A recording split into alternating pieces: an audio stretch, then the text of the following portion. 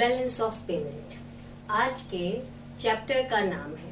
इस बोर्ड पे बहुत स्पेस नहीं है तो बीओपी बहुत जगह मैंने लिखा है, तो उसको तुम लोग समझ लेना कि BOP means a balance of payment. Now let's start BOP. BOP क्या है? It is an accounting statement that provide systematic record of the economic transaction between the resident of the country and the rest of world in given a particular time. Usually this is a 1 year, है ना।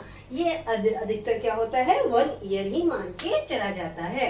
अगर हम इसको देखें तो क्या है कि ये एक अकाउंटिंग स्टेटमेंट है। हाँ, तो ये करता क्या है, कौन सा सिस्टमेटिक रिकॉर्ड रखता है भाई? वो सिस्टमेटिक रिकॉर्ड रखता है इकोनॉमिक ट्रांजैक्शन की, ठीक। और कौन के बीच में? रेसिडेंट और रेस्ट ऑफ वर्ल्ड। तो अब यहाँ बात आती है कि इकोनॉमिक ट्रांजैक्शन क्या है, रेसिडेंट क्या है।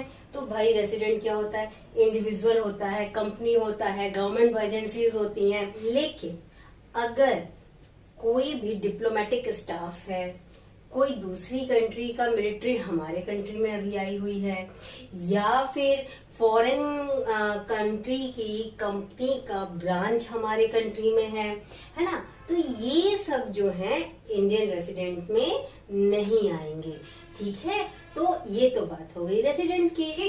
रेस्ट ऑफ वर्ल्ड मतलब फॉरेन, ओके। अब यहाँ पे बात है इकोनॉमिक ट्रांजैक्शन। इकोनॉमिक ट्रांजैक्शन क्या है? Economic transaction is refer to those transaction involve the transfer of the title और ownership of goods, services, money और एसेट, है ना। तो ये क्या है? गुड्स की, सर्विसेज की, मनी की, एसेट की ओनरशिप ट्रांसफर जो हो रही है, that is the transfer involve in economic transaction.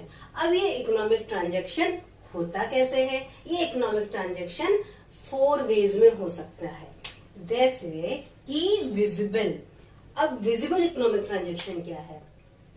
Very easy. ये जो विजिबल इकोनॉमिक ट्रांजैक्शन है, ये क्या है? फिजिकल गुड्स है। और ये ट्रांजैक्शन होता क्या है?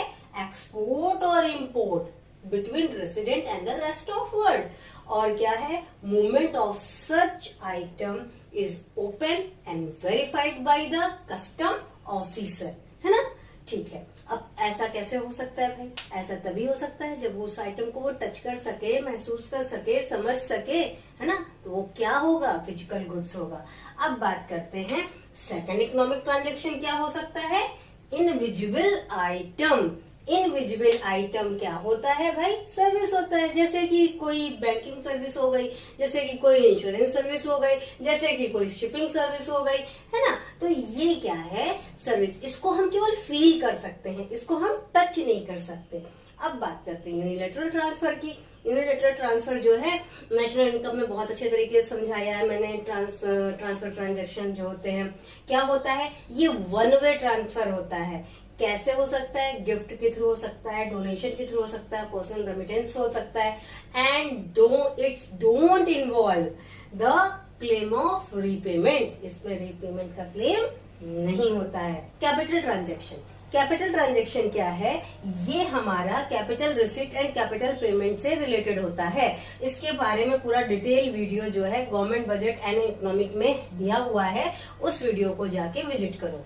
Okay, now the structure of balance of payment. Structure of balance of payment कैसा हो सकता है? अब बैलेंस ऑफ पेमेंट क्या है भाई? इकोनॉमिक ट्रांजैक्शन है, किसके बीच में है? रेसिडेंट और रेस्ट ऑफ वर्ल्ड के बीच में है। कब होता है? गिवन ट्रांजैक्शनल पीरियड होता है। अब वो जो गिवन टाइम पीरियड है वो क्या है? यूजुअली 1 ईयर होता है। तो भाई जब अगर ये है तो उसका स्ट्रक्चर क्या है? तो भाई बैलेंस ऑफ पेमेंट का मेन जो मोटो है वो क्या है? एक्सपोर्ट इंपोर्ट का है। एक्सपोर्ट इंपोर्ट का है। तो अगर हमारा export is equal to import हो गया तो वो क्या हो गया? बैलेंस। ये बात होती है हमारे अकाउंटेंसी में कि भैया बैलेंस कर दिया। But in economics rather than balance more options for the structure of balance of payment. कैसे? सरप्लस बैलेंस ऑफ पेमेंट हो सकता है, डेफिसिट बैलेंस ऑफ पेमेंट हो सकता है। How can? देखो, whenever receipt of foreign exchange is more than the payment of foreign exchange. That is the case of surplus balance of payment. How? Because here export is greater than the import. Now the deficit is the third criteria for the structure of balance of payment, है ना? If the receipt of foreign exchange is less than the payment of foreign exchange, now that's create the import is greater than the export. That अगर हम दूसरे शब्दों में कहें कि export हमारा कम हो जाता है और इंपोर्ट हमारा ज्यादा हो जाता है. Balance of payment prepared as a double entry system. अब डबल एंट्री सिस्टम का मतलब समझ में आ रहा है? डबल एंट्री सिस्टम का मतलब कि हम कोई भी चीज को, कोई भी एंट्री डबल फॉर्म में करते हैं. कैसे करते हैं? क्रेडिट साइड और डेबिट साइड.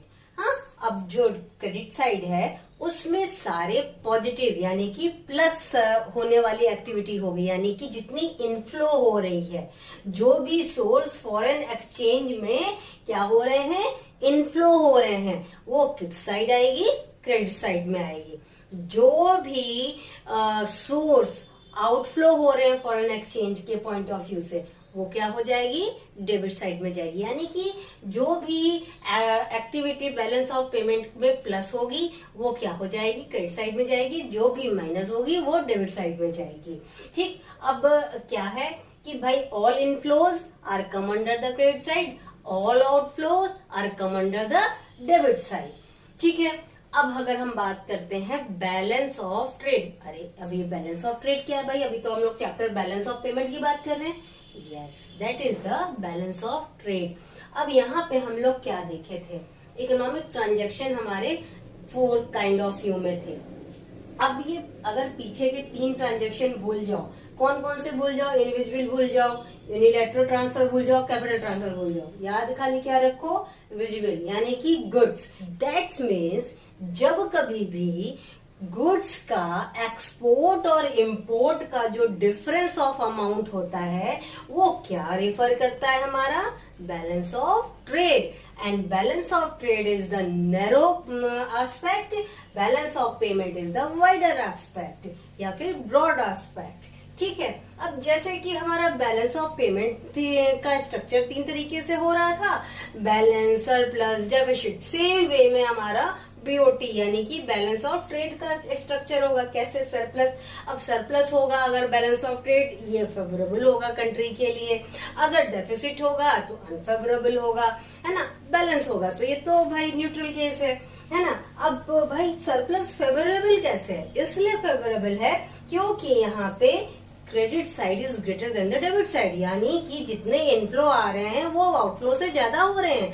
तो इसका मतलब क्या हो गया? ये फेवरेबल हो गया कंट्री के लिए. अब डेफिसिट अनफेवरेबल क्यों है? क्योंकि outflow is greater than the inflow, यानी कि debit is greater than the credit side. तो इस वजह से क्या हो गया कि डेफिसिट जो है बैलेंस ऑफ ट्रेड हमेशा अनफेवरेबल होता है. And balance BOT, balance BOT क्या है? ये न्यूट्रल केस है. क्यों? क्योंकि यहाँ पे एक्सपोर्ट इंपोर्ट बराबर यानी कि डेबिट क्रेडिट इक्वल हो गए. Difference between balance of payment and balance of trade. देखो इसका डिफरेंस बहुत इजीली देख सकते हो बेसिस बना के, जैसे कि हमेशा हम लोग करते आए हैं. अब बेसिस में सबसे पहला बेसिस हम लोग बनाते हैं, बेस इसका बनाते हैं क्या? मीनिंग का. अब मीनिंग पे हम आए बैलेंस ऑफ ट्रेड में, तो हम क्या पाते हैं कि balance of trade refer to the difference the amount of export and import of physical goods या विजिबल आइटम, है ना. और बैलेंस ऑफ पेमेंट में जाए तो क्या होता है? It is a statement in which all economic transactions between resident and the rest of world are recorded during a particular period of time. Usually it's a 1 year. ठीक है. अब component की बात करें तो बैलेंस ऑफ ट्रेड का जो main component और अलोन कंपोनेंट है that is the visible item and it's a physical goods या फिर गुड्स भी कह सकते हैं. और अगर बैलेंस ऑफ पेमेंट में आए तो क्या है? विजिबल आइटम यानी फिजिकल गुड्स, इनविजिबल आइटम यानी सर्विसेज, यूनिलैटरल ट्रांसफर मतलब क्या हो गया आपका? 1 वे ट्रांजेक्शन, और कैपिटल ट्रांसफर यानी कि capital receipt and capital payment के बारे में बात हो रही है यहाँ पे. अब बात करते हैं स्कोप की. तो बैलेंस ऑफ ट्रेड जो है एक नैरो कॉन्सेप्ट है. क्यों? क्योंकि ये एक ही कंपोनेंट केवल गुड्स को लेके चल रहा है. बैलेंस ऑफ पेमेंट क्या है, एक वाइड कॉन्सेप्ट है, स्कोप है इसका। क्यों? क्योंकि यहाँ पे 4 कंपोनेंट आपको देखने को मिल रहे हैं, that is a visual item, invisible item, unilateral transfer and capital transfer. Then the last one is the settlement. अगर हम सेटलमेंट की बात करें, जो अनफेवरेबल बैलेंस ऑफ ट्रेड होता है can be met out of favourable balance of payment, but यहाँ पे वाइस वर्सा नहीं होता। यहाँ पे क्या है, unfavourable balance of payment can not met out the favourable balance of trade. तो बच्चों, आज का जो क्लास है यहीं पे समाप्त किया जा रहा है। कल आप लोग की जो क्लास आएगी उसमें बैलेंस ऑफ पेमेंट फिनिश हो जाएगा। ठीक है बच्चों, खूब मेहनत से पढ़ो, अपने माता पिता का नाम रोशन करो, मेरा भी नाम रोशन करो। All the best, take care and good luck.